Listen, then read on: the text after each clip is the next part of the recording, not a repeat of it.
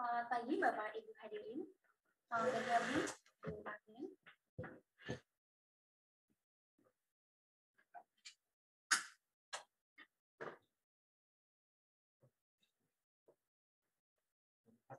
Izin Bapak Ibu hadirin untuk dapat kami mulai.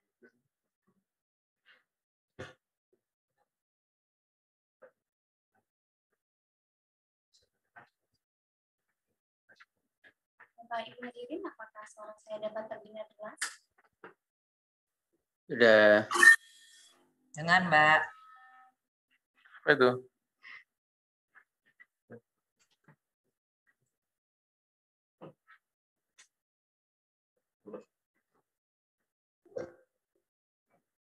Bapak Ibu hadirin, apakah suara saya dapat terdengar jelas?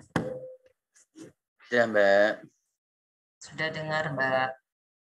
Baik, terima kasih.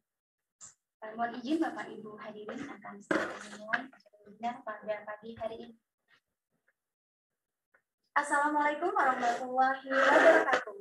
Selamat pagi dan salam sejahtera. Waalaikumsalam warahmatullahi wabarakatuh. Yang terhormat, Direktur Pengaturan Pendaftaran Tanah dan Ruang ABPNKMA. Yang kami hormati, Kepala Pusat Pengaturan Anusiaga.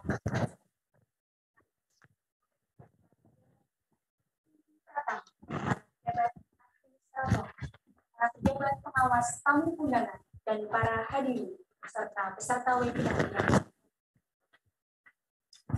Selamat datang di acara webinar bertemakan kepesertaan BPJS Kesehatan dalam layanan pendaftaran peralihan hak atas tanah atau hak milik atas satuan rumah susun karena jual beli. Bapak Ibu yang kami hormati, susunan acara webinar pada hari ini yang pertama, pengarahan dan sambutan webinar yang nantinya akan disampaikan Kepala Pusat Pengembangan Sumber Daya Manusia, Bapak Dr. Agustias, SFIP, SKMD. Selanjutnya, pemberian materi oleh narasumber webinar kita hari ini yang sedianya akan disampaikan oleh Bapak Insinyur Suyus Pinggayani, MAPPSC, selaku Direktur Jenderal Penetapan Hak dan Pendaftaran Tanah. Namun karena kesibukan dan adanya kegiatan yang tidak dapat diwakilkan, maka dari itu narasumber kita pada hari ini akan diwakilkan Direktur Pengaturan Pendaftaran Tanah dan Ruang, Ibu Andi Tendri Abid, APPNH. Dan sebagai moderator webinar hari ini, kita akan dipandu langsung oleh Pak Inyo dengan Sarhetari, APPNH. Bapak Ibu yang kami hormati, selanjutnya kami persilahkan kepada moderator untuk memandu acara webinar kita hari ini. Tapi sebelumnya, izinkan saya untuk membacakan kurikulum vitae dari beliau. Beliau dengan nama lengkap Inyo Cancer Hetari, riwayat pendidikan terakhir beliau S2 Magister Hukum.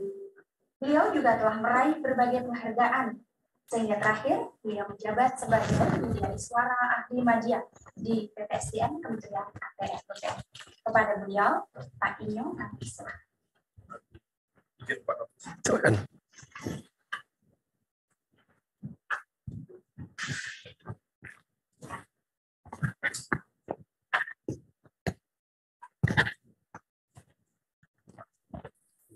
Pagi Bang Ali.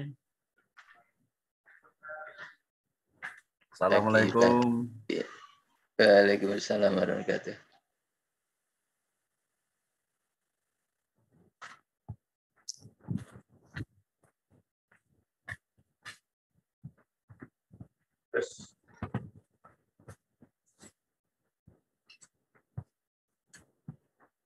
Mohon izin, apakah suara saya kedengaran? Kapan mudik Bojonegoro nih? Putus-putus Pak Inyo.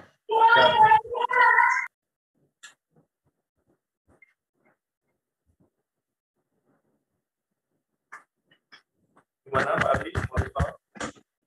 Masih belum jelas Pak Inyo. Itu jelas. Tes. Putus Pak. Bisa kedengaran? Putus-putus Pak Inyo, suaranya kecil.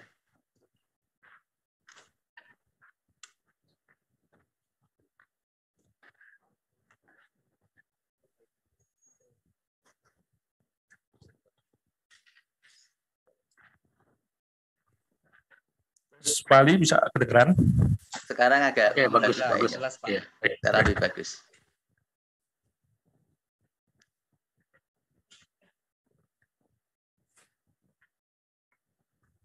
Baik, kita bisa mulai acara webinar kita hari ini.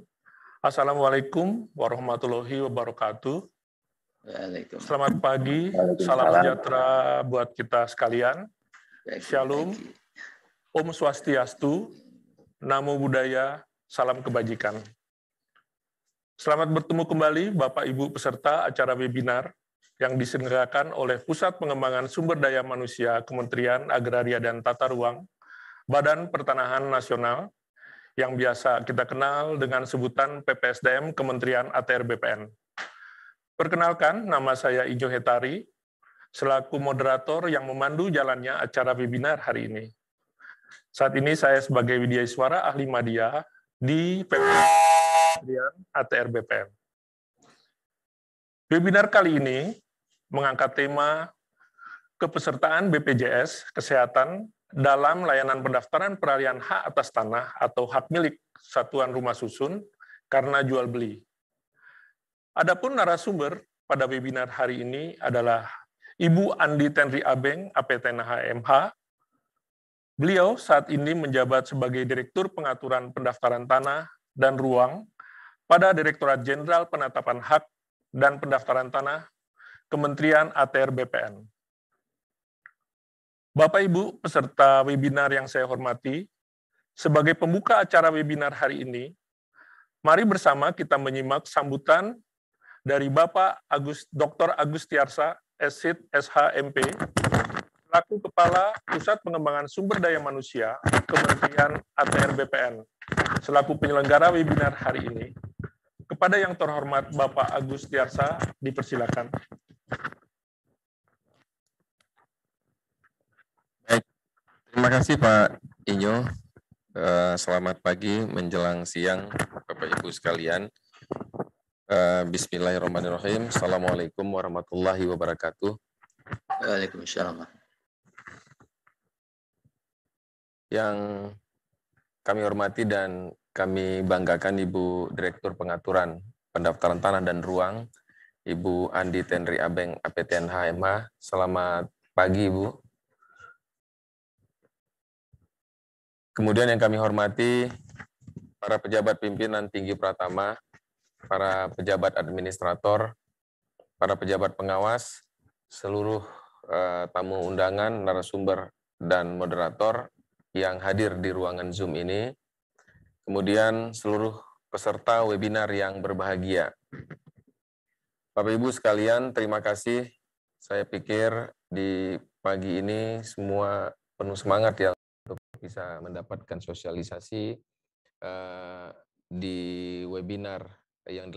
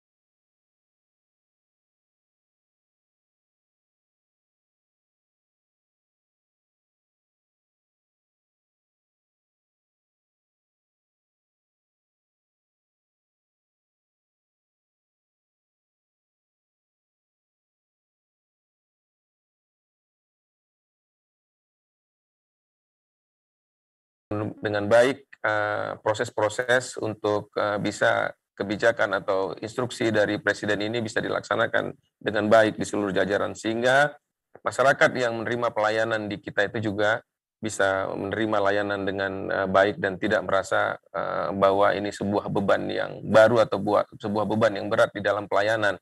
Nah, seperti apa nanti kebijakan-kebijakan ini dilakukan, bagaimana kantor-kantor pertanahan menyikapi ini, bagaimana Kanwil menyikapi ini, dan mengapa ini begitu penting bagi kita, nanti akan lebih secara gamblang dijelaskan oleh Ibu Direktur di dalam pemaparan beliau di webinar ini. Dan tentunya dengan dipandu oleh Pak Inyo, yang tadi CV-nya sudah dijelaskan oleh MC, kita juga cukup yakin bahwa webinar ini akan sangat bermanfaat dan cukup menarik. Jadi ikuti webinar ini dengan tuntas, ikuti webinar ini dengan baik, kemudian nanti apa-apa hal yang harus didiskusikan, kita diskusi dengan cukup baik, dan kalaupun setelah selesai webinar ini, kita berdiskusi dimanapun, semakin cukup bekal ilmu ataupun pengetahuan yang kita dapat. Saya pikir ini webinar yang cukup baik, kita tidak boleh melewatkan ini, dan kita benar-benar harus bisa menyimak ini sampai akhir.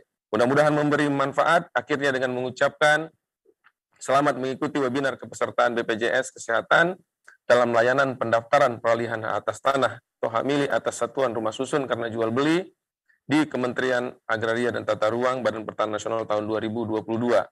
Semoga dengan webinar ini, para peserta diharapkan mampu mengetahui kepesertaan BPJS Kesehatan dalam layanan pendaftaran peralihan hak atas tanah atau hak milik atas satuan rumah susun karena jual beli, dan dengan mengucapkan Bismillahirrahmanirrahim, maka acara webinar ini kita buka. Wabillahi taufiq wa hidayah. Wassalamualaikum warahmatullahi wabarakatuh. Waalaikumsalam warahmatullahi wabarakatuh. Terima kasih Bapak Agus Tiarsa, selaku Kepala PPSDM Kementerian ATR BPN, yang sudah menyampaikan sambutannya dan sekaligus membuka acara webinar kita hari ini dengan tema kepesertaan BPJS Kesehatan dalam layanan pendaftaran peralihan hak atas tanah atau hak milik atas satuan rumah susun karena jual beli. Sebagaimana kita ketahui bersama, bahwa Kementerian ATR BPN merupakan bagian dari kementerian atau lembaga pemerintah untuk menjalankan instruksi Presiden nomor 1 tahun 2022 tentang optimalisasi program jaminan kesehatan nasional. Untuk itu, para aparatur sipil negara atau ASN Kementerian ATR BPN bertugas untuk memastikan bahwa pemohon yang mengajukan permohonan pendaftaran peralihan hak atas tanah atau hak milik atas satuan rumah susun adalah anggota dari BPJS Kesehatan. Berkenaan dengan hal tersebut, maka para ASN di lingkungan Kementerian ATR BPN sangat diharapkan mempunyai pemahaman yang jelas atas permohonan pendaftaran peralihan hak atas tanah atau hak milik atas satuan rumah susun yang diajukan oleh pemohon sebagai anggota BPJS Kesehatan. Untuk itu, pada kesempatan ini, mari kita memperhatikan dan ikuti paparan dari Ibu Andi Tenri Abeng yang akan menjelaskan hal tersebut. Ibu Andi Tenri Abeng sangat dikenal di lingkungan Kementerian ATR BPN dengan sapaan Ibu Abeng. Adapun riwayat pendidikan Ibu Abeng dapat saya sampaikan sebagai berikut. Beliau menempuh pendidikan Diploma 3 di Akademi Pertanahan Nasional Yogyakarta, jurusan pertanahan, dan lulus pada tahun 1992. Kemudian, beliau melanjutkan pendidikan Diploma 4 pada jurusan perpetaan di Sekolah Tinggi Pertanahan Nasional Yogyakarta dan lulus tahun 1995. Beliau juga menempuh pendidikan Strata 2 Ilmu Hukum dari Universitas Jayabaya, Jakarta, dan lulus pada tahun 2011, dan Strata 2 Magister Management pada Institut Pertanian Bogor, dan lulus pada tahun 2016. Ibu Andi Tenri Abeng saat ini menjabat sebagai Direktur Pengaturan Pendaftaran Tanah dan Ruang pada Direktorat Jenderal Hak Tanah dan Pendaftaran Tanah Kementerian ATR BPN. Sebelumnya, beliau pernah menjabat sebagai Kepala Kantor Wilayah Badan Pertanahan Nasional Provinsi Banten. Kepada yang terhormat Ibu Andi Tenri Abeng, kami persilakan, Bu. Terima kasih Kak Inyo, Pak Moderator yang sangat saya kagumi. Terima kasih kepada Pak Kapus PPSDM, ini adik yang sangat luar biasa. Teman-teman semua yang hadir dalam Zoom webinar ini, yang saya tahu semuanya adalah insan-insan Kementerian ATR BPN yang luar biasa, yang sangat humble dan memang menjadi kader-kader kita Kementerian ATR BPN di masa kini dan masa yang akan datang. Saya lihat ini banyak sekali yang hadir, sudah lebih dari 260 peserta dalam webinar ini. Assalamualaikum warahmatullahi wabarakatuh. Selamat pagi, salam sejahtera untuk kita semua. Om Swastiastu untuk teman-teman yang di Bali dan juga seluruhnya yang ada dalam webinar Zoom meeting ini yang saya hormati, saya sayangi, dan saya cintai. Sekali lagi ucapan terima kasih kami sampaikan kepada Bapak Agustiarsa sebagai Kapus PPSDM, penyelenggara webinar ini, memberi kesempatan kepada kita, Direktorat Jenderal PHPT, untuk mensosialisasikan adanya Impres 1 2022 di lingkungan internal, ya, di internal kita sendiri. Terima kasih Pak Kapus, dan minta maaf, memang sedianya Pak Dirjen yang akan menghadiri, akan membawakan sosialisasi tentang Impres ini yang diwajibkan diinstruksikan kepada Kementerian ATR BPN, tetapi karena ada satu hal yang tidak bisa beliau tinggalkan sehingga ditugaskan kepada saya. Saya minta maaf, ini bukan keinginan saya ya Pak Kapus, memang Pak Dirjen tidak bisa mengikuti, sehingga mudah-mudahan tidak mengecewakan pada teman-teman yang hadir, termasuk teman-teman PPSDM. Saya akan mencoba membawakan tentang apa sih itu yang diinstruksikan kepada kita di Kementerian ATR BPN oleh Presiden dalam Impres nomor 1 tahun 2022. Mudah-mudahan semua bisa, suara saya kedengeran nggak? Kak Inyo? Jelas kedengeran, Ibu? Jelas. Ya, jadi memang saat ini kita tuh benar-benar ini saya juga ada rapat Zoom ini, jadi tapi nggak apa-apa ya, semuanya saya harapkan juga bisa mendengar dan bisa mengikuti apa yang saya sampaikan, dan juga saya harapkan teman-teman BPN seluruh Indonesia yang ada dalam webinar ini bisa menjadi agent kita untuk menyampaikan kepada masyarakat sehingga masyarakat bisa lebih paham, ya. Teman-teman bisa lebih paham untuk menjelaskan kepada masyarakat karena adanya tambahan persyaratan dalam pendaftaran peralihan hak atas tanah atau hak milik satuan rumah susun karena jual beli. Oke, saya mulai dari betapa next.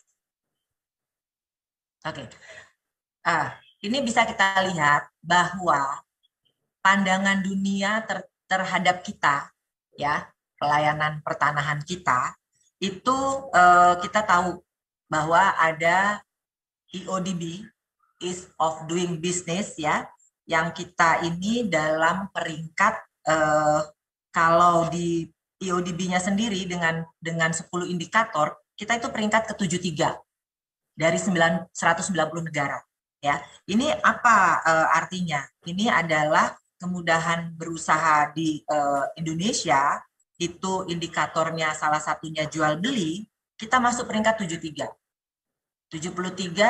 dari 990 negara. Masih banyak yang harus kita benahi. Terus kemudian kalau dari urutan ini 106,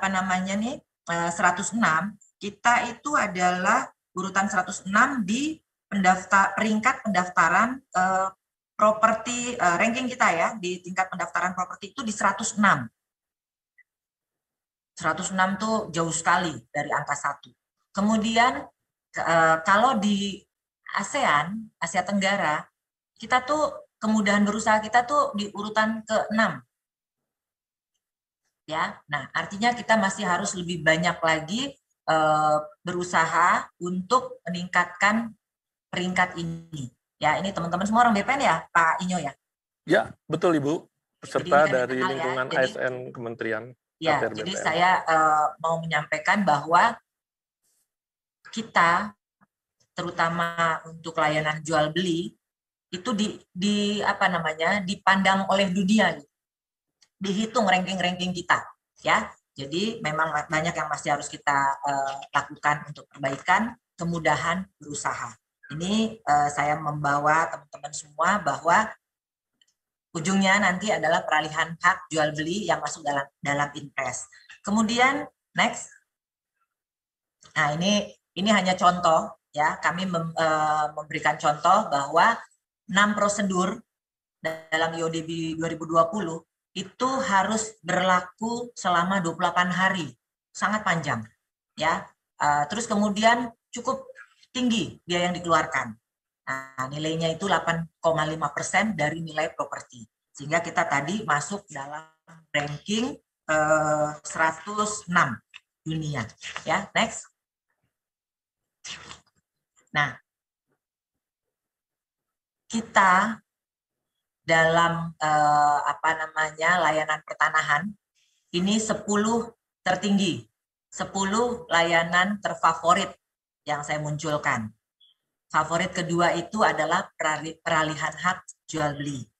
Ada sekitar 1 juta di tahun 2019, ada 900 ribuan di tahun 2020, dan di tahun 2021 naik lagi 1 jutaan.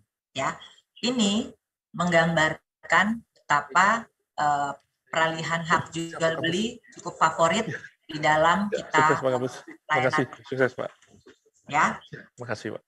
Makanya di dalam Inpres 1 2022 dipilihlah salah satu dari yang favorit itu. Kita bersyukur bukan seluruh 10-10-nya yang favorit yang ditunjuk oleh Inpres, tetapi hanya salah satu.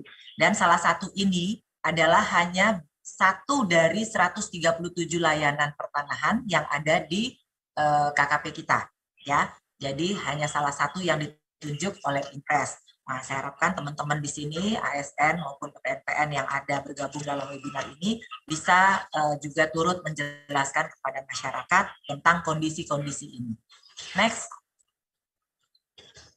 Nah, dalam Inpres 1 2022, ya, dalam Inpres 1 2022, sebenarnya sudah berlaku tanggal 6 Januari. Tanggal 6 Januari Inpres tersebut sudah berlaku. Terus kenapa kita baru berlakukan 1 Maret? Karena kita masih melihat perlunya sosialisasi, perlunya kita melihat menghitung apakah nanti dengan kondisi tadi kita 2 favorit teratas, apakah dengan adanya tambahan persyaratan ini akan menyebabkan kita punya PNBP menurun dan sebagainya. Kita harus hati-hati dalam menentukan kapan kita mulai. Pimpinan sudah menetapkan tanggal 1 Maret.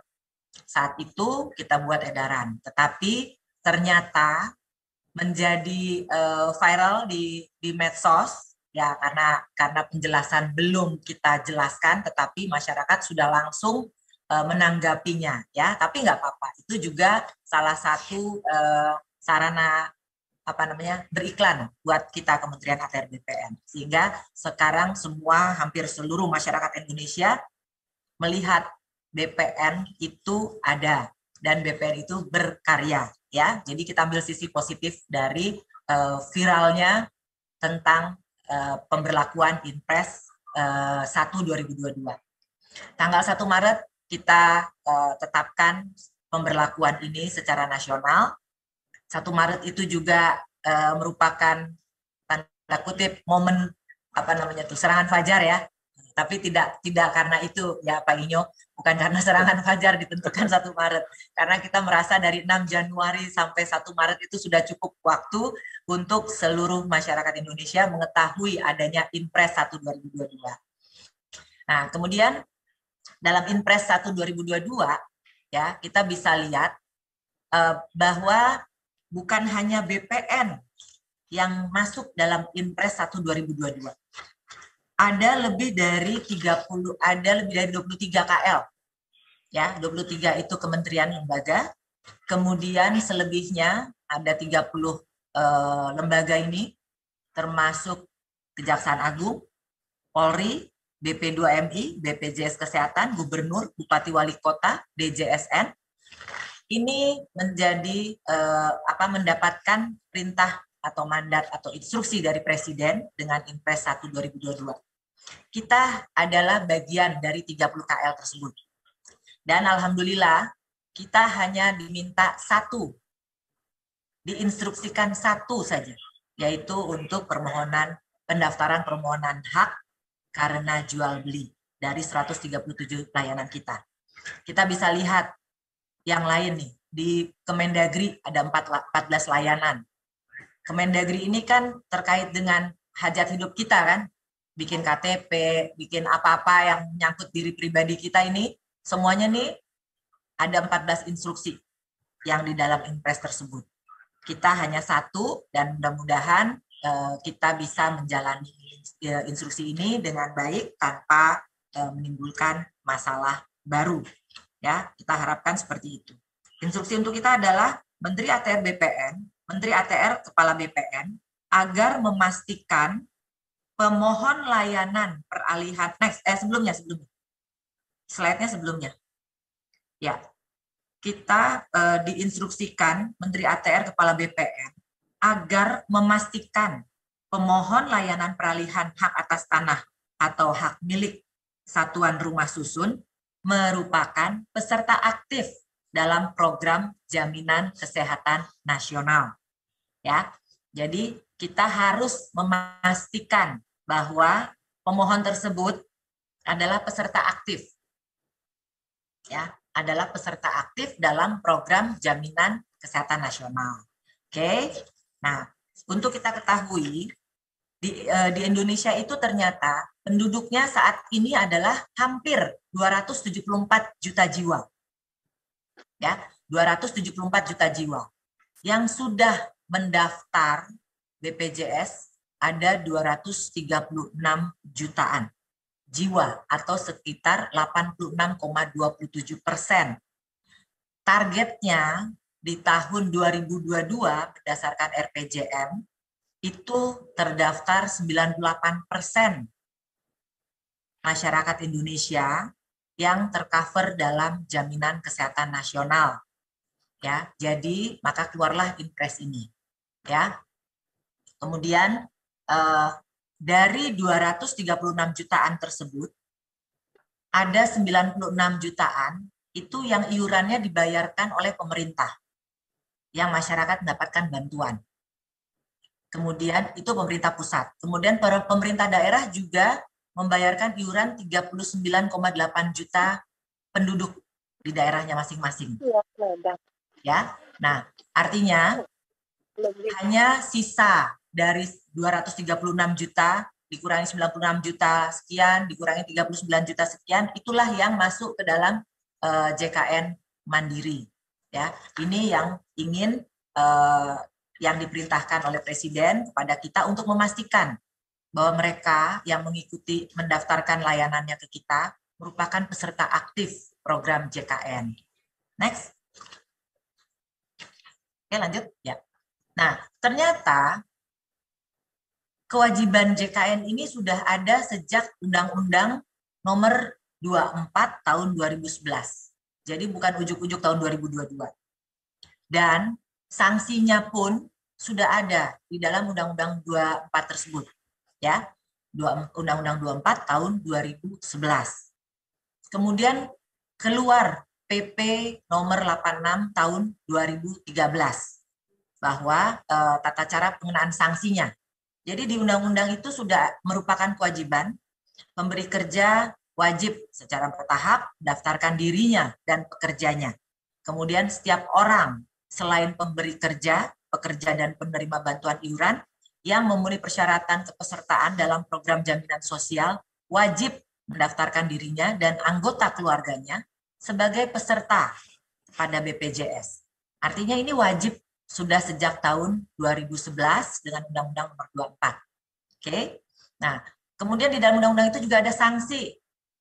Ada sanksi administratif, ada berupa teguran tertulis dan denda, ya, dan pengenaan sanksi itu juga sudah diterapkan, sudah ada PP-nya pelaksanaannya, tata cara pengenaan sanksi administratifnya, ya, kepada pemberi kerja dan orang per orang. Oke, kemudian di Perpres 18 tahun 2020 yang terbaru itu dalam RPJMN itu tadi yang saya sampaikan sudah ditargetkan 98% penduduk Indonesia masuk dalam program jaminan sosial nasional. Oke, sampai sini jelas ya. Juga Presiden sudah direkomendasikan oleh KPK dan BPK untuk pelaksanaan Undang-Undang 24 2011 ini, ya. Kemudian dengan Inpres ini tadi sudah saya sampaikan, Menteri ATR Kepala BPN agar memastikan pemohon layanan peralihan hak atas tanah atau hak milik satuan rumah susun adalah peserta aktif dalam program JKN, program Jaminan Kesehatan Nasional. Dikeluarkanlah surat edaran Pak Dirjen untuk menyatakan bahwa Inpres ini sudah kita akan berlakukan. Kemudian surat Dirjen juga, ya, kita sudah mengeluarkan ada 3 surat sebenarnya. Karena yang surat terakhir itu termasuk tata cara, ya. Next, termasuk tata cara dan persyaratan-persyaratannya. Nah, ini. Jadi persyaratan jual beli kita sudah tahu. Dan nomor 11 ini ditambahkan tertera fotokopi kartu BPJS pemohon. Ini untuk saat ini. Tapi kalau nanti sistem kita sudah berjalan, saat ini masih dibangun antara BPJS dengan Pusdatin kita. Kalau sudah berjalan tidak perlu lagi menyampaikan fotokopi, ya, kartu BPJS. Nah, fotokopi kartu BPJS ini bagi yang sudah terdaftar. Tapi di dalam edaran kita, dalam edaran Pak Menteri itu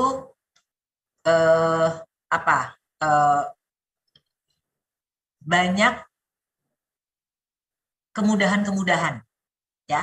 Jadi pertama kan dalam status kartu itu ada 3. Peserta aktif itu, peserta BPJS itu ada 3. Dia aktif, dia tidak aktif, atau dia belum punya. Nah,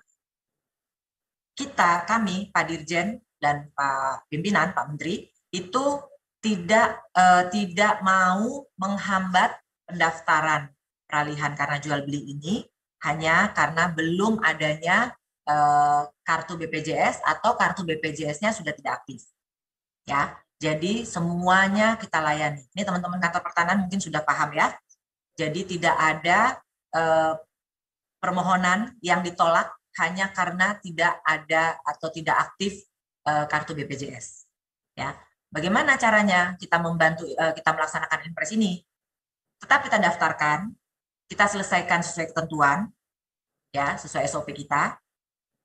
Nanti pada saat pengambilan produk itu masyarakat yang belum melampirkan karena belum punya atau tidak aktif, dia bisa melampirkannya pada saat pengambilan produk. Nah, itu nanti saya akan jelaskan di bagian belakang. Terus teman-teman bisa melihat gambar ini, ya, gambar ini. Ini merupakan kartu Indonesia Sehat yang hijau. Kartu identitas lainnya seperti kita Kementerian ATR BPN yang PNS tentunya banyak yang belum punya BPJS. Tapi kita pasti punya Askes. Nah, ini sama.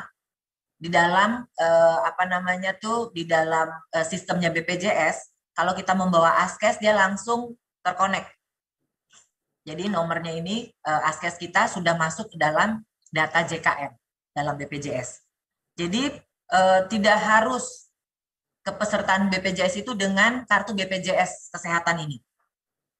Kita pegawai negeri bisa dengan Askes. Kemudian kalau yang sudah punya kartu Indonesia Sehat itu lebih baik. Jadi semua tidak ada yang ditolak sepanjang dia merupakan jaminan kesehatan nasional. Ya, sampai di sini teman-teman paham, ya. Terutama kita nih PNS. Jadi tidak perlu juga kita mengganti kartu. Ya, kalau Kak Inyo masih pegang Askes, nggak usah buru-buru ke BPJS untuk ganti kartu karena sistemnya sudah nyambung. Ya, Jadi jenis-jenis kartu ini semua merupakan jaminan kesehatan nasional, jadi diterima dalam proses pendaftaran peralihan hak. Nah, prinsip-prinsip yang kita terapkan adalah bahwa pertama, dalam Inpres itu yang diberlakukan hanya pendaftaran peralihan karena jual beli. Nah, ini masih banyak teman-teman di daerah bertanya ke saya. Kalau hibah gimana? Kalau waris bagaimana? Ya nggak dapat, ya nggak masuk, nggak wajib. Yang wajib hanya peralihan karena jual beli. Ya. Jadi selain pendaftaran peralihan karena jual beli tidak diwajibkan. Terus banyak PPAT juga bertanya, kenapa menjadi tambahan syarat bagi mereka? Inpres ini tidak memerintahkan atau menginstruksikan kepada PPAT. Jadi Inpres ini tambahan persyaratan ini tidak menghambat sama sekali dalam pembuatan akte jual beli oleh PPAT. Karena tidak dipersyaratkan dalam membuat akte. Yang dipersyaratkan melampirkan atau sebagai peserta aktif BPJS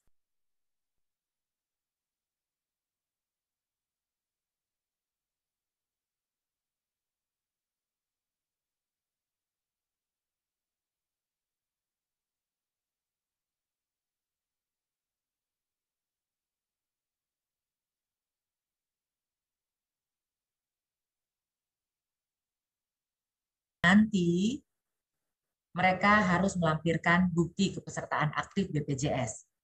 Artinya tidak ada yang PPAT yang terhambat pekerjaannya, ya. Terus kemudian apa nih? Dikenakan persyaratan kepesertaan ini hanya dikenakan kepada pembeli. Jadi kalau teman-teman Kanta, kalau masyarakat datang, dia yang diwajibkan kita minta kartu BPJS-nya atau kita lihat kepesertaan aktifnya itu hanya pembeli.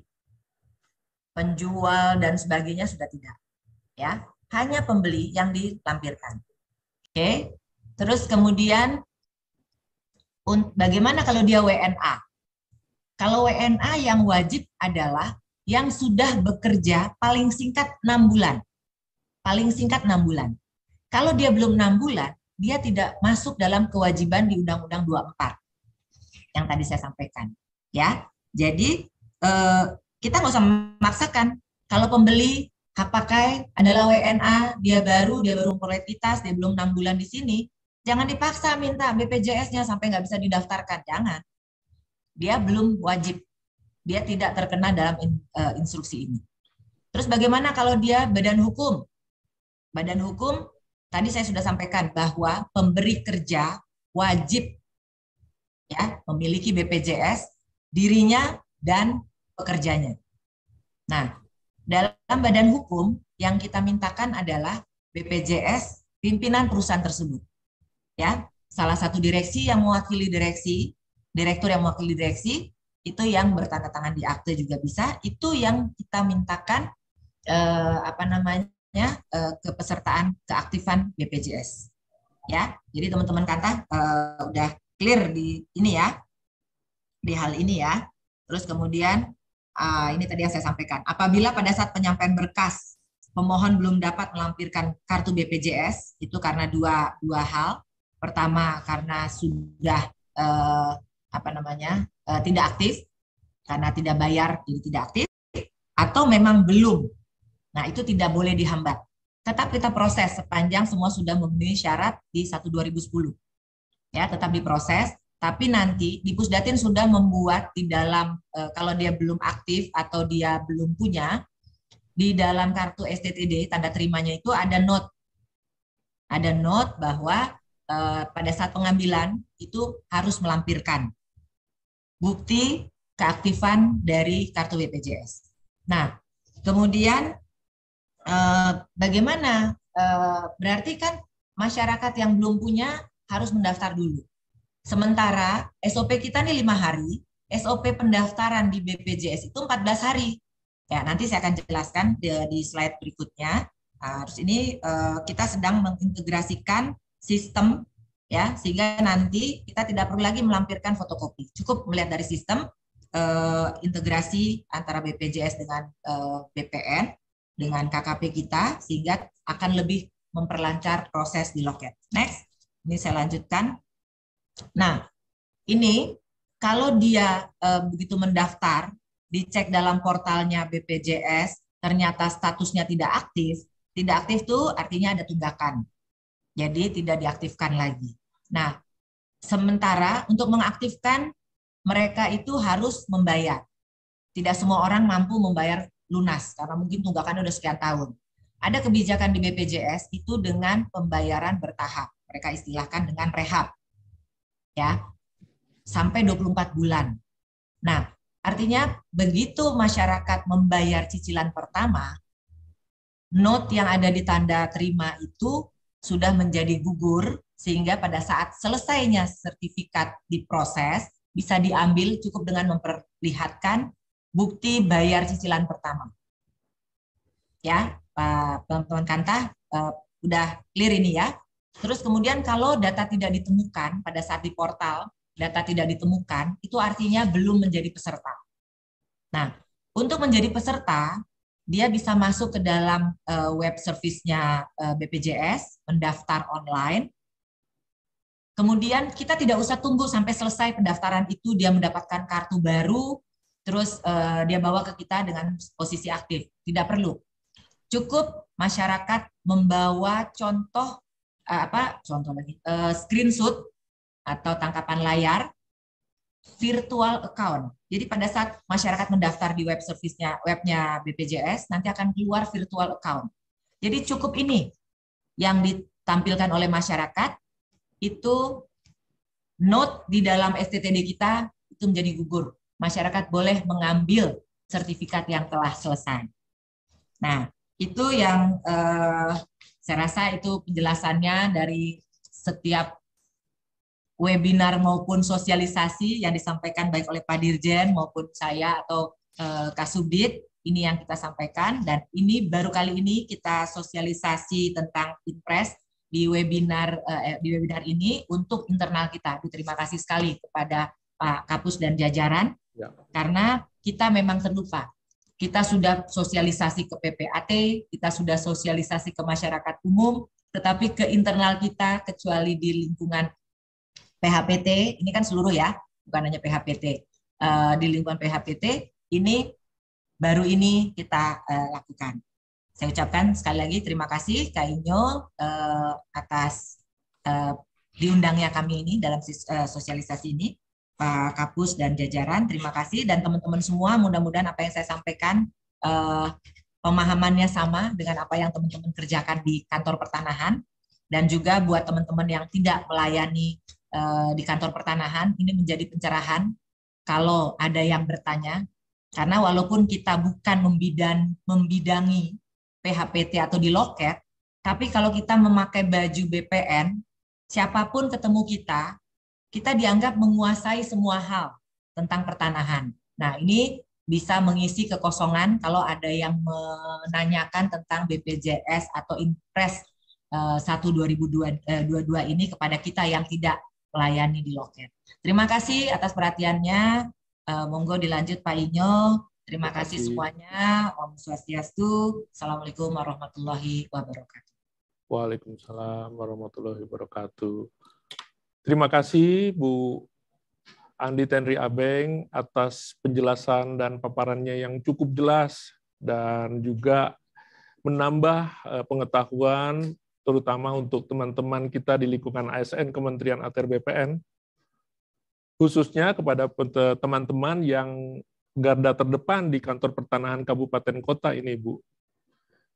Memang kalau kita lihat mungkin banyak pertanyaan-pertanyaan yang diajukan mungkin kepada Ibu maupun kepada teman-teman di sini, termasuk saya juga ada WA dari teman-teman maupun dari PPAT ini yang menanyakan kok ada tambahan lagi persyaratan Pak Inyo ya. Nah, inilah penjelasan dari Bu Abeng kepada teman-teman, jadi akan semakin jelas apa yang disampaikan. Kemudian Ibu Abeng sudah menyampaikan bagaimana kondisi layanan properti kita dengan menjelaskan UDB dalam proses ini, kedudukan proses-proses pelayanan properti, peralihan hak kita, kemudian juga Bu Abeng menjelaskan kenapa jual beli dulu ya? Pertanyaannya dalam instruksi Presiden, karena kalau kita lihat di dalam yang tadi Ibu juga sudah paparkan, di dalam lingkup layanan pertanahan yang ada dari 10 yang Ibu ambil 10 besar, ternyata layanan jual beli itu menduduki ranking nomor 2 setiap layanan dari sejak tahun 2019 sampai 2021 yang Ibu punya datanya tadi disampaikan. Sehingga memang fokus mungkin pertama kali ini memang ke arah layanan jual beli ya Ibu.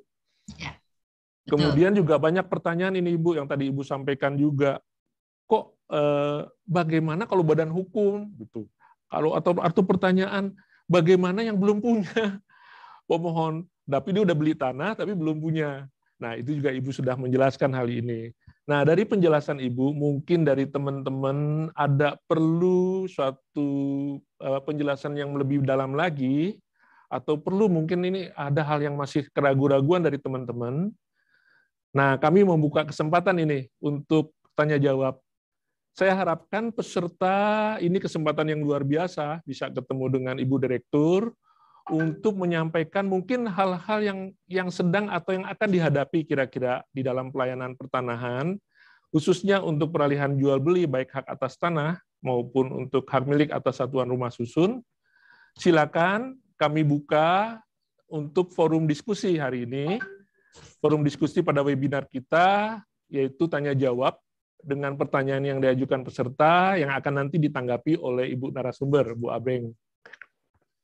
Pada sesi pertama pertanyaan yang diajukan peserta, kami persilakan 3 orang penanya dengan menggunakan reaction raise hand mungkin ya, Ibu. Ada 3 orang, silakan mengajukan pertanyaan yang nanti akan ditanggapi oleh Ibu Andi Tenri Abeng. Mohon pertanyaan diajukan secara jelas, lugas, dan ringkas, sehingga kita bisa mengikutinya dan menambah wawasan kita yang mendengarkan. Baik, saya persilakan yang mau mengajukan pertanyaan, mungkin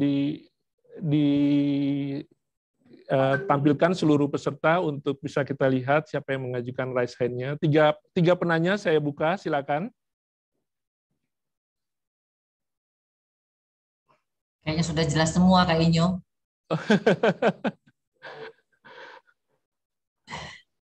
Oh, Pak Ali. Oh, ada Pak Ali Hindarto.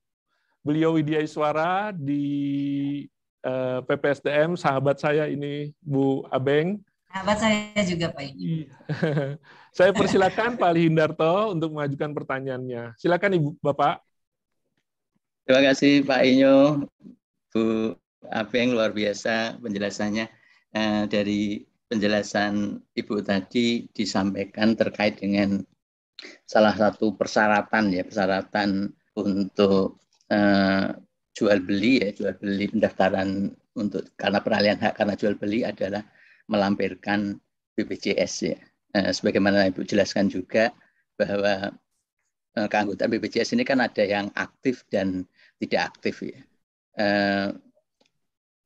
Dengan melampirkan fotokopi fotokopi tanpa kita mengecek misalnya untuk nomornya BPJS di BPJS, kita tidak akan mengetahui bahwa pesertanya apakah aktif atau non aktif ya. Kalau hanya sekedar misalnya melampirkan kartunya ya, kecuali kita mengecek di websitenya BPJS, kita akan mengetahui bahwa peserta ini aktif atau non aktif. Berikutnya yang berikutnya tadi, apabila belum mempunyai kartu itu bisa dilampirkan ya. Proses pendaftaran tetap dilakukan, tapi pada waktu pengambilan produk nanti baru melampirkan kartu BPJS-nya sebagai bukti, misalnya kalaupun belum jadi maka bukti pendaftaran BPJS. Dan apabila tidak aktif, bisa yang pertama tadi Ibu, yaitu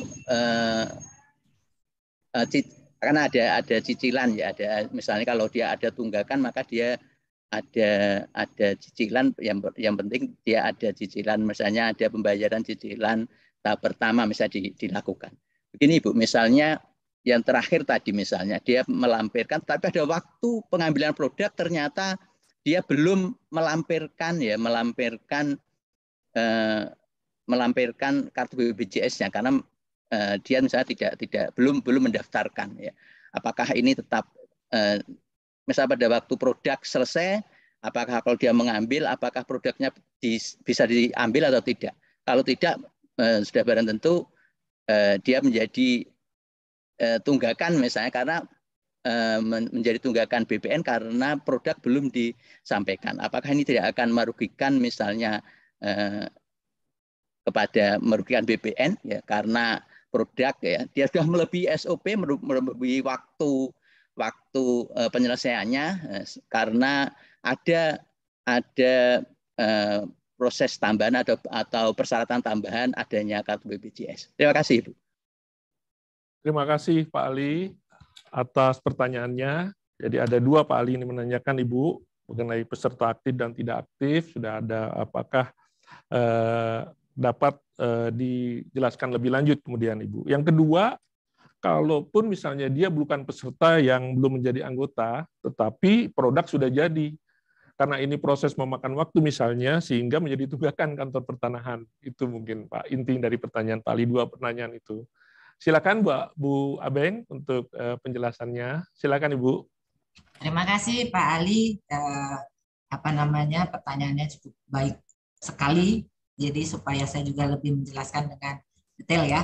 Jadi yang pertama kita dengan koordinasi dengan BPJS itu ada diberikan link portal mereka. Ya, teman-teman seluruh kantor pertanahan sudah diberikan link portal untuk melakukan pengecekan. Tetapi ini kami berpikir di pusat ini akan merepotkan. Karena setiap saat kan belum tentu jaringan bagus ya. Setiap saat harus ngecek di portal. Masuk portal. Jadi mungkin ada kantah yang pas jaringannya lagi jeblok, nggak bisa masuk portal, gitu kan.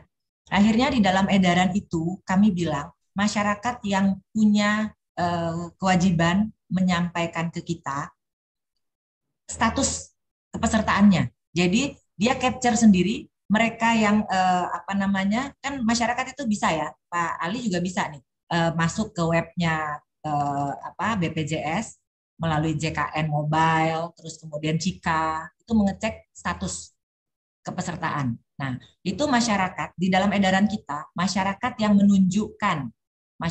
menunjukkan screenshot atau tangkapan layar status kepesertaannya. Ya kan ya, di edaran kita itu. Jadi bukan ke petugas loket kita. Cuma kita kalau misalnya ragu-ragu kita bisa melakukan pengecekan karena kita dikasih link masuk ke portalnya BPJS. Nah, seperti itu Pak Ali. Ya. Jadi ini adalah kewajiban dari masyarakat yang mendaftar. Dia wajib memberikan tangkapan layar ke kita, kasih lihat. Nah, dalam awal-awal dilaksanakan, ini kami berkoordinasi dengan BPJS, minta setiap kantor pertanahan ada orang BPJS yang memberikan sosialisasi di loket. Jadi mereka istilahkan duta BPJS. Ya, dijanjikan oleh BPJS Kesehatan Pusat, mereka ada di setiap kantor pertanahan. Dan saya sudah cek random, setiap provinsi kita sudah lakukan cek random, laporan teman-teman Kanta, itu semua sudah lakukan koordinasi aktif dengan BPJS. Artinya sampai dengan saat ini saya belum menerima laporan adanya penolakan. Karena sistem atau karena proses kita menambah menambah persyaratan. Jadi itu Pak Ali, itu udah kita pikirkan jangan sampai kita karena wajib dari Inpres mengetahui status BPJS-nya, terus kita jadi menyusahkan teman-teman di loket, akhirnya juga menghambat. Itu runtutannya panjang tuh, bisa menghambat PNBP, karena biasanya bisa nerima 100 berkas, dengan ada tambahan harus cek portal dan sebagainya, menjadi mungkin 50 yang bisa masuk PNBP ke kantor kita. Nah, itu juga kita tidak harapkan. Karena Inpres ini juga menolong BPJS tetap mempercepat JKN tercipta 98% tadi, tetapi juga jangan sampai menghambat layanan kita, karena kita juga ada IODB tadi. IODB itu kan kaitannya dengan jual beli. Paling erat dengan jual beli. Nah, jadi itu jangan sampai yang ini kita naikkan, yang ini jadi turun. Nah, itu yang kita pikirkan. Jadi seperti itu Pak Ali. Terus kemudian Bagaimana juga dengan produk yang sudah selesai tapi nggak mau diambil karena dia nggak mau bayar? Kan bisa ya, wah saya belum punya uang, walaupun ini cicilannya pertama, maksudnya dengan cicilan boleh, saya belum punya uang, udah biarin aja, yang penting udah masuk di BPN. Kan terkadang juga kita begitu ya. Nah, jadi teman-teman di Pusdatin itu sudah sampai masyarakat, kantor pertanahan boleh sampai klik 208. Yang tidaknya itu hanya 301A, Pak, pengambilan. Artinya tidak ada tunggakan yang terjadi. Kalau memang dia 5 hari harus selesai, 5 hari selesai, tetapi tidak boleh diambil. Nah, jadi kita tidak menghambat sama sekali proses di loket maupun di back office. Tapi pada saat mau ngambil harus nunjukin. Kan kalau mau ngambil itu hanya 301A, Pak. Tidak terkait dengan tunggakan. Nah, itu saja. Nah, itu mungkin Pak Ali yang bisa saya sampaikan. Ya, terima kasih Bu Abeng atas penjelasannya. Baik, teman-teman, mungkin ada pertanyaan lagi, silakan mengajukan menekan raise hand. Saya lihat. Kayaknya Pak Ali masih mau nanya nih. Baik, Bu Abeng, tapi kalau di link Pigeon yang kami siapkan untuk pertanyaan melalui link Pigeon ini ada beberapa pertanyaan, Ibu, sambil kita menunggu yang menyampaikan raise hand. Boleh pertama ditanyakan oleh Agus Mene. Oh ini. Oh, bisa kelihatan ya Ibu ya. Beliau menanyakan izin bertanya Bapak narasumber. Oh, mohon maaf hari ini Ibu narasumber Pak Agus. Dari judulnya tersirat, judul tema kita mungkin, bahwa persyaratan berupa BPJS hanya berlaku untuk peralihan hak karena jual beli. Kenapa hanya itu, tidak meliputi peralihan lain? Apa filosofinya? Waduh, sudah masuk ke filosofi ini Bu Abeng, pertanyaannya dari Pak Agus. Kemudian yang kedua dari Iwan Yustiawan Adiaksa. Beliau menanyakan izin bagaimana apabila proses jual belinya berdasarkan KPR. Apakah lebih baik sosialisasi aktif kartu BPJS diterapkan juga oleh pihak perbankan? Pertanyaannya itu, Bu. Yang diajukan oleh Iwan Yustiawan. Kemudian, Iwan ada lagi pertanyaan dia, menyampaikan apakah dengan adanya perbedaan SOP di BPN dengan yang di BPJS dengan indikator kartu aktif dapat menyebabkan adanya tunggakan pelayanan terutama pada saat di loket penyerahan. Mungkin sudah dijelaskan tadi, hampir sama dengan pertanyaan Pak Ali Hindarto tadi, Pak Iwan, untuk pertanyaan yang keduanya ini. Kemudian ada Bu Titi Reviandini. Bu Titi menanyakan izin bertanya Ibu narasumber, saat ini secara sistem KKP belum terintegrasi dengan BPJS. Nah, ini mungkin Bu Titi, ini tugas di kantor pertanahan mana agar dapat dimonitor oleh teman-teman Pusdatin nantinya. Bagaimana cara petugas loket yang menerima berkas memastikan kebenaran fotokopi kartu BPJS yang dilampirkan? Itu dari Bu Titi Reviandini, Ibu. Ini saya bacakan juga ya, sekaligus masih ada 3 lagi nih, Bu. Kemudian ada Haris Restivo. Izin bertanya untuk pendaftaran tanah apakah perlu melampirkan nomor BPJS-nya atau harus dengan kartunya? Terima kasih. Kemudian Normaya menanyakan, mohon izin bertanya, untuk peralihan hak jual beli yang pembelinya adalah beberapa orang, apakah wajib melampirkan semua fotokopi kartu peserta BPJS atau boleh hanya diwakili 1 orang pembeli? Nah, ini menarik juga ini Ibu, pertanyaannya kalau pembelinya ini merupakan kepemilikan bersama. Kemudian satu lagi dari Bapak Muhammad Iqbal. Peserta, kebetulan Pak Iqbal kalau nggak salah ini peserta PKA, pelatihan kepemimpinan administrator sekarang Bu, lagi mengikuti pelatihan, beliau juga ikut webinar kita. Izin bertanya agak teknis, bagaimana jika terdapat pemohon peralihan karena jual beli, di mana pembeli adalah karyawan pada perusahaan yang telah ditanggung oleh asuransi kesehatan lain. Jadi dia sudah mengikuti asuransi kesehatan lain, apakah tetap harus diwajibkan mengikuti menunjukkan kartu BPJS-nya? Ini Bu, pertanyaan dari Pak Muhammad Iqbal. Ya, menarik juga ini, Bu. Karena banyak mungkin diulang Pak Inyo, yang Muhammad Iqbal yang mana? Izin bertanya nomor agar ini teknis. yang di atas ini, Bu, yang mungkin bisa ada di share itu, Bu. Di mana pembeli adalah karyawan pada perusahaan yang telah ditanggung oleh asuransi kesehatan lain. Ya, itu. Oke. Itu beberapa pertanyaan saya borong ini, Bu, saya sampaikan, tapi bisa kelihatan ini mulai dari bawah nih, Bu. Mulai dari bawah. Silakan mungkin diturunin sedikit, Mas Hafiz, biar Ibu bisa ikuti ya. Ini saya urut dari bawah, Bu, pertanyaannya. Ya, silakan Ibu. Oh, udah langsung jawab ya. Oke. Ya. Yang pertama, ini di paling atas Pak Agus. Yang tadi Pak Iwan mana? Oh ini apa? Tadi Pak Agus mana tadi? Pak Agus pertanyaannya mana? Agus main ya? Ya, Agus main, Bu. Agus main. Agus pikiran. Pikiran. Oke. Apa filosofinya? Kalau nanya filosofinya kenapa jual beli itu nanti itu tanya ke Pak Presiden karena beliau yang mengeluarkan impres. Tetapi saya menjelaskan tadi kemungkinan kenapa dipilih karena saya terus terang tidak tahu impres ini prosesnya bagaimana. Yang jelas setelah jadi impres itu kami baru tahu. Jadi kalau tadi saya menganalogkan, tadi sudah dijelaskan juga oleh Pak Inyo, ya saya sudah jelaskan awalnya, kemudian ditegaskan oleh Pak Inyo, karena peralihan hak ini top 10 yang nomor 2 dari layanan pertanahan kita, gitu ya. Kalau saya melihatnya itu, maka dipilih. Kita bersyukur hanya 1, jadi tidak terlalu merepotkan. Ya, Pak Agus, kalau misalnya 10 top 10 ini harus dengan BPJS, betapa rumit, tambah rumit, gitu ya. Nah, tapi kalau ditanya apa filosofinya, apa ya Pak Inya, bisa dibantu ya? Kami hanya bisa menjelaskan secara teknis yang ada di kita dari data-data. Tapi kalau secara filosofi, boleh tanya ke Pak Presiden. Oke ya, mohon maaf Pak Agus. Ini Pak Agus dari kantah mana ya? Atau dari orang luar? Pak Agus masih pikiran, Bu, karena Agus main orang pusat, Bu. Oke, ini ada one comment commentnya nggak bisa dibuka ya kayaknya ya.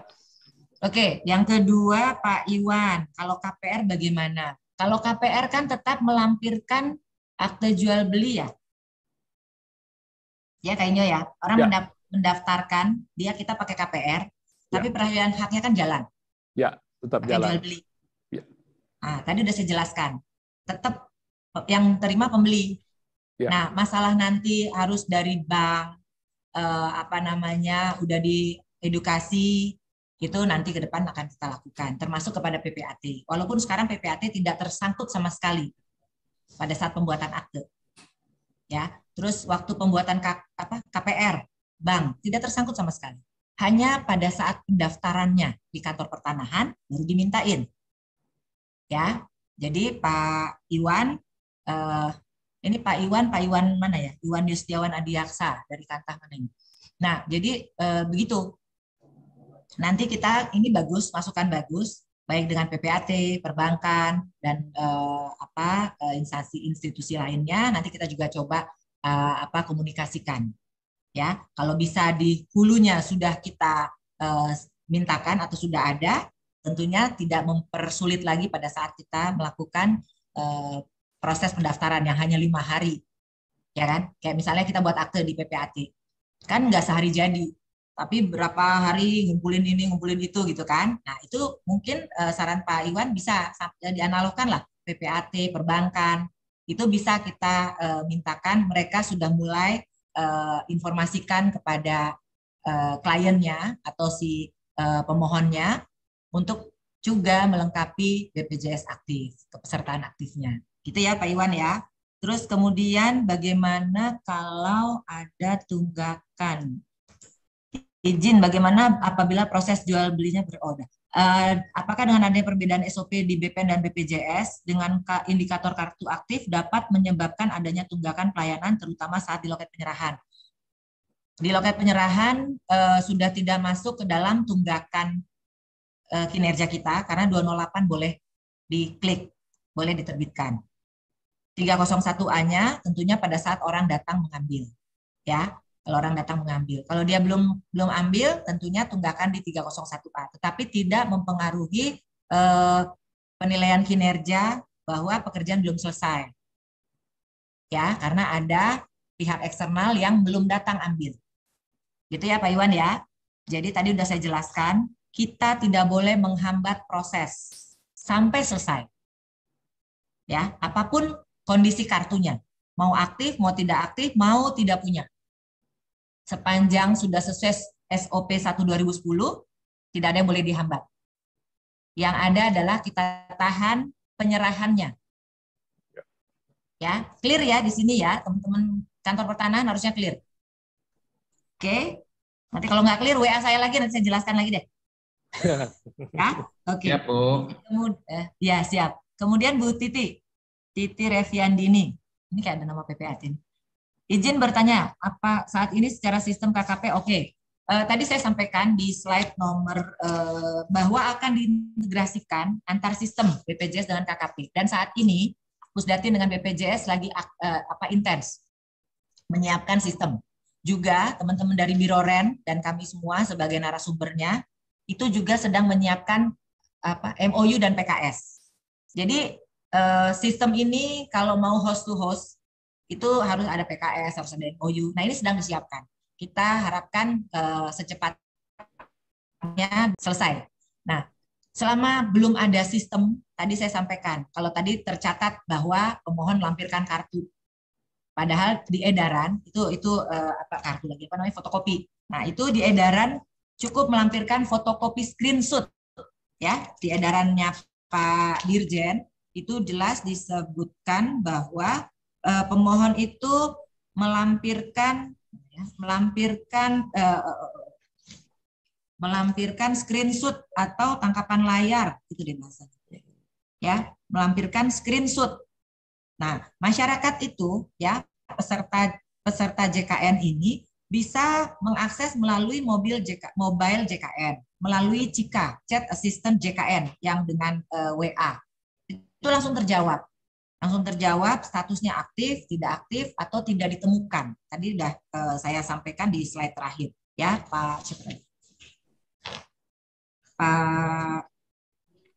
Bu Titi ya, Bu Titi. Jadi untuk yang integrasi KKP dengan sistem BPJS masih dalam proses. Sementara ini kita hanya mengandalkan screenshot. Kalau kita tidak yakin, kan di screenshot ini sebenarnya tidak bisa dibohongin. Tapi kalau orang mau bohong bisa-bisa saja. Ya, kalau kita tidak yakin, kita bisa mengakses melalui portal webnya BPJS yang untuk internal kita. Kalau kita belum punya, teman-teman kantor pertanahan sudah berkoordinasi dengan BPJS. Minta dengan duta BPJS untuk linknya. Dan kami sudah minta untuk duta BPJS ada di kantor pertanahan dalam masa peralihan ini, sebelum sistem jadi. Nah, jadi kalau teman-teman yang masih ada di sini, seluruh kantor pertanahan se-Indonesia ini, kalau ada BPJS yang tidak berkoordinasi ke kita, walaupun kewajiban kita yang koordinasi dengan BPJS di dalam surat edaran Pak Dirjen, itu tolong dilaporkan ke kami. Kalau ada kantor BPJS yang tidak proaktif dengan kantor pertanahan, tolong dilaporkan ya, Bu Titi. Jadi seperti itu dan teman-teman semua. Terus kemudian Bu Titi ya. Terus kemudian Pak Haris ya. Izin bertanya, untuk pendaftaran tanah, apakah perlu melampirkan nomor BPJS-nya atau harus dengan kartunya? Ini tadi saya jelaskan juga ya. Sudah dijelaskan, udah Bu. Ya. Screenshot tangkapan layar. Di situ udah kelihatan kok. Aktif, tidak aktif, atau belum ada. Mohon izin bertanya, untuk peralihan hak jual beli yang pembelinya ada beberapa orang, apakah wajib melampirkan semua fotokopi kartu BPJS atau kepesertaannya, atau boleh diwakili? Semua. Karena di sini tadi udah saya jelaskan, yang dimintakan kartu BPJS-nya adalah pembeli. Bukan perwakilan pembeli. Berarti semua ini Bu ya? Pembeli. Kalau pembelinya ada 3 ya, pembelinya ada 10 dalam akte.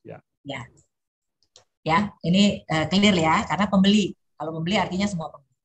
Kemudian izin, bagaimana bila proses jual belinya berdasarkan, tadi udah saya jawab. Tadi sudah Ibu. Ya. Ini yang menarik juga Pak Muhammad Iqbal ini Bu bertanyanya.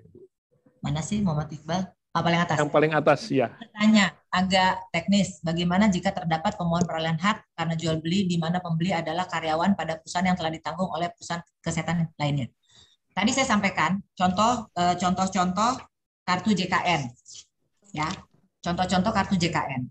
Kalau dia tidak masuk dalam konteks JKN yang harus mewadahi 274 jiwa penduduk Indonesia, ya, itu tidak berlaku. Jadi misalnya perusahaan dia mengambil asuransi swasta, maksudnya ini kan ya, asuransi swasta, misalnya asuransi kesehatan yang swasta, bukan yang di JKN, itu tidak berlaku. Tetap harus masuk ke dalam asuransi JKN. Ya, JKN itu kita Askes, kemudian BPJS, Kartu Indonesia Sehat sebenarnya. Jadi sebenarnya namanya Kartu Indonesia Sehat. Di dalamnya itu seluruh rakyat Indonesia. Ya, terbagi-bagi. Ada PNS yang langsung dipotong, kita dipotong nggak sih? Langsung dipotong dari gaji, iuran Askesnya misalnya. Terus kemudian ada yang dibiayai oleh pemerintah pusat, 96 juta sekian tadi. Kemudian ada yang dibiayai oleh pemerintah daerah, ada 30 jutaan tadi ya, 38 jutaan tadi. Nah, yang sisanya itu dengan BPJS Mandiri. Jadi tidak bisa, Pak Iqbal. Harus yang terafiliasi dengan BPJS Kesehatan. Jadi walaupun dia sudah mengikuti misalnya program-program asuransi swasta, tetapi begitu dia menjadi pembeli, dia juga apabila tidak memasuk dalam program jaminan kesehatan nasional tadi, perusahaan-perusahaan itu tetap dia harus melampirkan BPJS yang termasuk dalam program jaminan kesehatan nasional ini ya Ibu ya? Ya, that's right Pak Inyo. Ya, jadi semakin jelas ya Pak Iqbal ya. Jadi tetap harus melampirkan, dia harus mungkin mengurus sebagai status aktif nanti sebagai peserta dari kartu BPJS Kesehatan ini. Terima kasih Ibu Abeng atas pencerahannya, beberapa pertanyaan yang melalui link Pigeon Hall ini. Kemudian ini ada yang raise hand Ibu.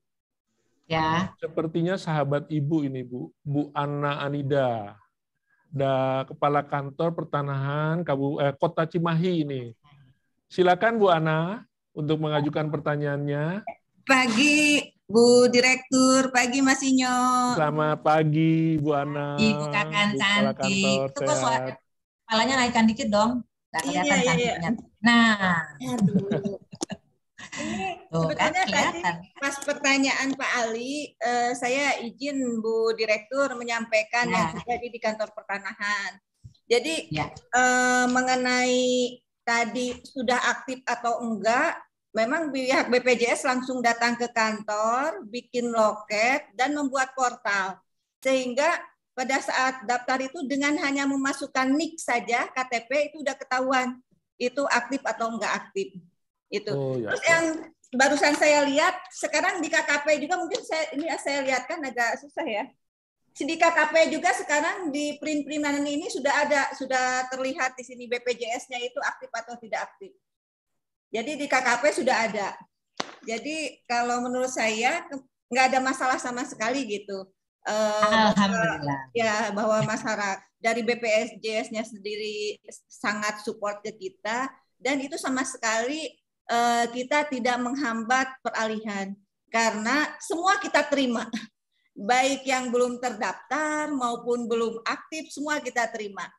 Terus apabila pun belum terdaftar dan minta didaftarkan, kita minta ke BPJS supaya disediakan khusus di kantor BPJS supaya dipermudah dan tidak dipingpong. Jadi kalau saya selama ini sih berjalan dengan sangat baik. Itu mungkin masukan untuk gambaran Pak Ali. Tadi izin Bu Dir dan Mas Inyo hanya menyampaikan yang kami laksanakan. Terima kasih. Iya. Terima kasih Bu Ana. Bu Abeng, izin mumpung ada kepala kantor ini Bu.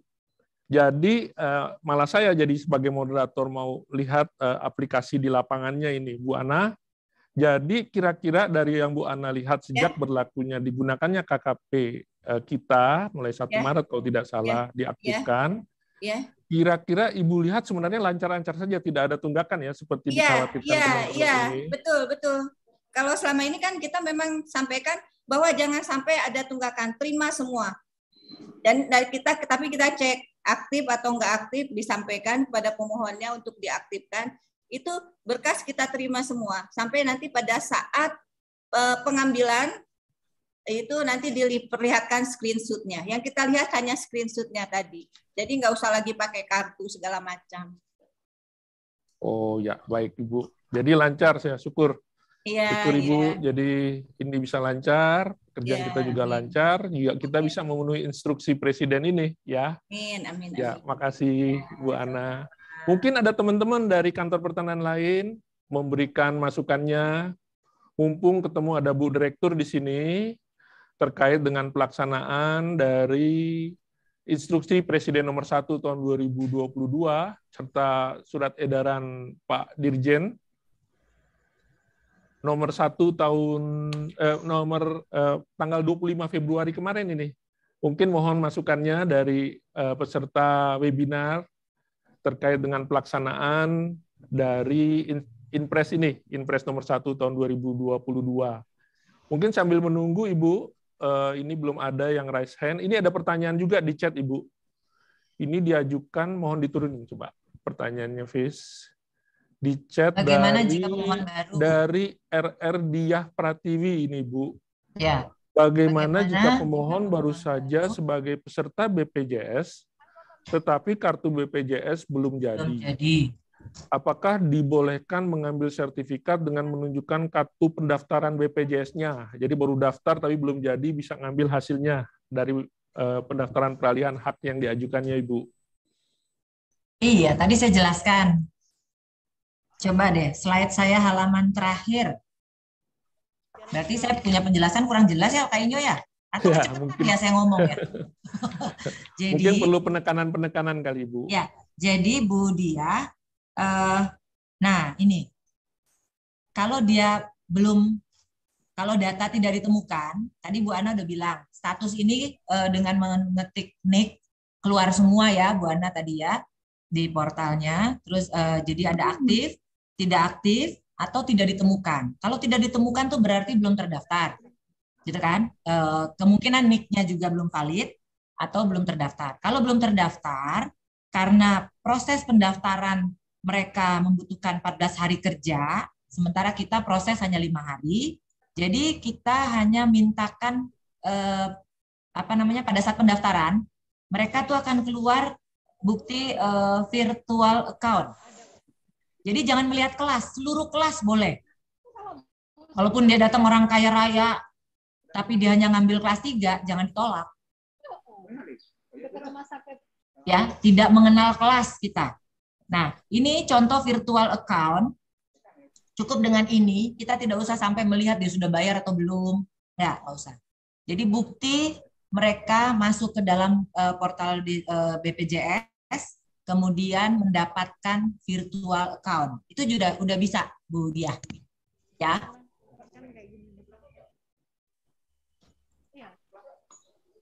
Cukup jelas, Bu Dia, yang disampaikan Ibu Direktur. Ya, jadi dengan menunjukkan virtual account aja sudah bisa itu sebagai pendaftar baru di sini untuk mengambil hasilnya. Mungkin tadi bahasa saya begini tadi, menggugurkan tulisan di STTD. Ya. Kan di STTD pada saat pendaftaran ada note. Ya. Ada note ya bahwa BPJS Anda belum aktif. Silahkan mengaktifkan dan ambil kalau sudah status aktif, kalau nggak salah begitulah bahasanya. Mungkin Mbak Ana bisa memperbaiki. Tapi intinya ada note menyatakan pemohon itu kartunya belum ada atau belum aktif. Nah, ya kan? Dan bisa ngambil produk setelah melampirkan yang aktif. Nah, itu kalau dia kartu baru, mendaftar baru cukup dengan virtual account. Kalau dia statusnya tidak aktif atau ada tunggakan, cukup dengan bukti pembayaran pertama. Jadi tidak harus lunas. Karena boleh dicicil selama 24 bulan kayak gitu. Ya.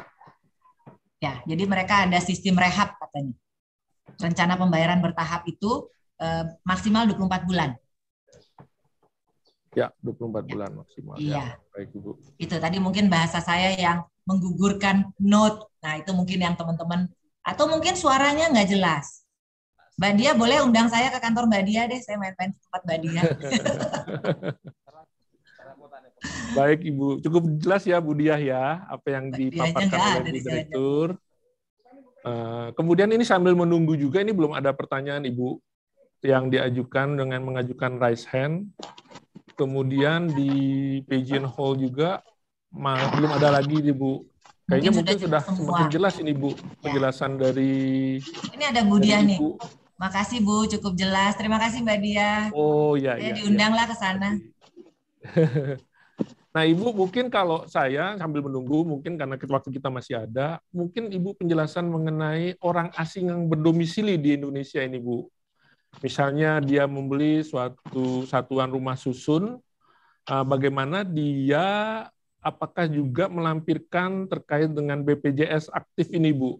Orang asing yang berkedudukan di Indonesia, kalau domisili 6 bulan misalnya, dia sudah bisa mengajukan untuk membeli apartemen misalnya, dan bagaimana dia harus mengajukannya, tetap diwajibkan untuk melampirkan kesertaannya sebagai BPJS Kesehatan. Silakan, Ibu.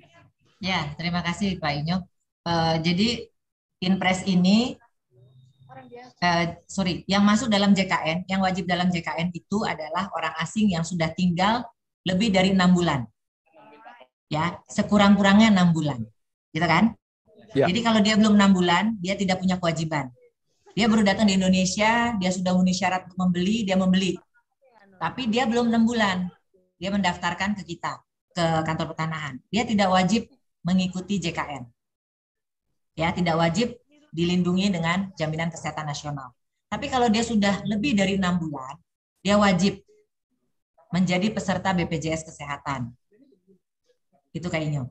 Ya, kalau udah lewat dari 6 bulan. Untuk mengukur 6 bulannya dari mana nanti, Bu, yang kita ketahui dia berdomisili? Ada paspor, kedatangan dia kapan, terus maksud dia datang apa, itu kan semua bisa. Dan ini memang contoh belum ada ya, tetapi kalau nanti dia datang ke kantor pertanahan, si orang asing ini mendaftarkan, itu kan akan kelihatan dia pemegang kitasnya kapan, terus berlakunya sampai kapan, itu kan kelihatan tuh kayaknya. Ya. Baik. Ya, jadi intinya yang harus kita pegang adalah minimal 6 bulan. Kalau di bawah 6 bulan tidak terkena kewajiban masuk dalam JKN. Jadi beliau bisa mengambil hasil langsung kalau di bawah 6 bulan itu ya? Boleh, kalau 6 bulan. Baik, dia tidak wajib. Tidak wajib ya, di bawah 6 bulan. Baik, cukup jelas Ibu penjelasannya. Ini sudah... Kita harus nunggu sampai jam 12. Ya, Ibu? Kita harus nunggu sampai jam 12. Oh, ya. Lain. Jangan, Ibu Direktur luar biasa sibuknya ini, Ibu. Ini saya juga sudah tidak ada lagi yang mengajukan pertanyaan. Kayaknya mudah-mudahan ya. Saya ini boleh cukup jelas. Cukup jelas ini kayaknya seperti Ibu. Mungkin juga sambil menunggu karena ini adalah program baru dalam pelaksanaannya. Mungkin nanti dalam perjalanannya ada perkembangan-perkembangan. Mungkin bisa menghubungi di tempat Ibu ya, Bu ya.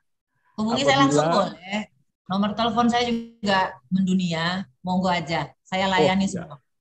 Siap, Ibu. Pasti teman-teman punya lah nomor Bu Abeng. Siapa yang nggak kenal Bu Abeng ya, Bu ya? Ya, enggak. Itu teman-teman, rupanya Ibu Direktur membuka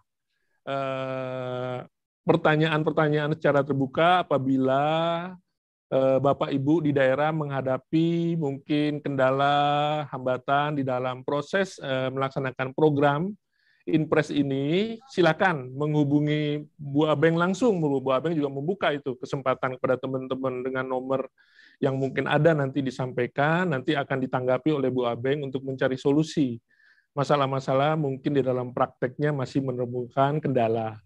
Terima kasih banyak Ibu udah mau share, berbagi terhadap pelayanan ini, karena ini menjadi pelayanan yang baru, dan ini juga mungkin akan menghadapi tantangan-tantangan, tetapi kita harapkan ini dapat berjalan dengan baik ya Ibu. Amin. Itu yang kita harapkan. Baik, karena sudah tidak ada lagi yang mengajukan pertanyaan, baik melalui Pigeon Hole maupun melalui chat, Saya selaku moderator memang tidak mengambil kesimpulan dalam webinar ini, tetapi ada dua catatan saya selama ini saya mengikuti baik paparan maupun dalam forum tanya jawab yang dapat saya tarik benang merahnya. Jadi yang pertama, jadi tindak lanjut dari Inpres Instruksi Presiden nomor 1 tahun 2022 tentang optimalisasi program jaminan kesehatan nasional telah ditindaklanjuti dengan diterbitkannya surat edaran Direktur Jenderal Hak Tanah dan Pendaftaran Tanah tanggal 25 Februari 2022 nomor 5/SE besar garis datar 400.HK.02/2 Romawi tahun 2022 tentang kepesertaan jaminan kesehatan nasional dalam kurung JKN dalam permohonan pendaftaran peralihan hak atas tanah atau hak milik atas satuan rumah susun karena jual beli. Dan SE tersebut telah ditujukan kepada para Kakanwil dan Kepala Kantor Pertanahan se-Indonesia ini, seluruh Indonesia. Mudah-mudahan ini telah diterapkan oleh teman-teman di daerah. Dan yang kedua, benang merah yang saya catat di sini, kepesertaan BPJS Kesehatan ini wajib dilampirkan pemohon yang mengajukan pendaftaran peralihan hak atas tanah atau hak milik atas satuan rumah susun karena jual beli. Jadi ini sudah jelas, itu dua benang merah yang dapat saya sampaikan pada webinar ini, Ibu dan teman-teman semua.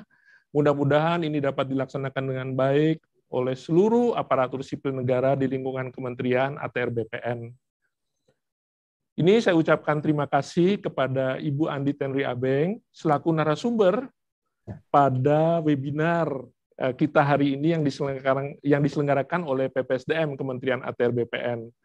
Mohon kesempatan nanti lain waktu Ibu, mungkin Ibu nanti akan sering kami undang juga untuk menjadi narasumber untuk kegiatan-kegiatan lainnya berkaitan dengan pendaftaran tanah, Ibu. Ya, setuju kayaknya. Juga kepada Pak Agus Tiarsa, Kepala Pusat Sumber Daya Manusia Kementerian ATR BPN yang sudah membuka acara penyelenggaraan webinar kali ini. Saya mohon maaf Ibu dan teman-teman semua, mungkin sebagai moderator, apabila dalam memandu acara webinar ini ada kesalahan dan kekurangan ataupun tutur kata yang kurang berkenan.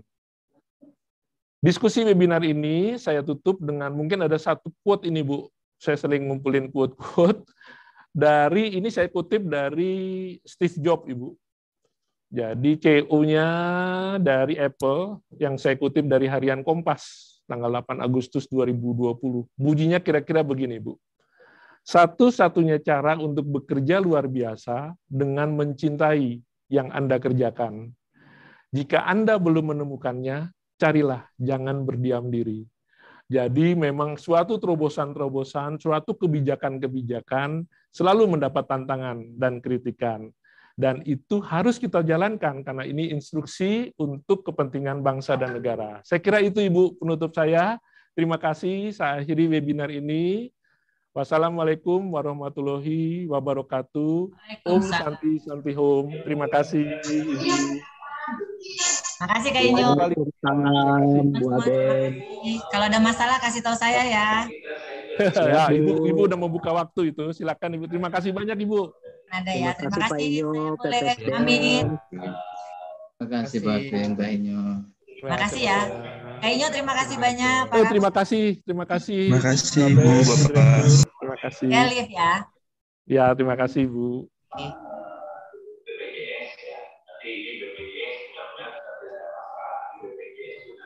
Halo Bang Ali, Lai Daniel.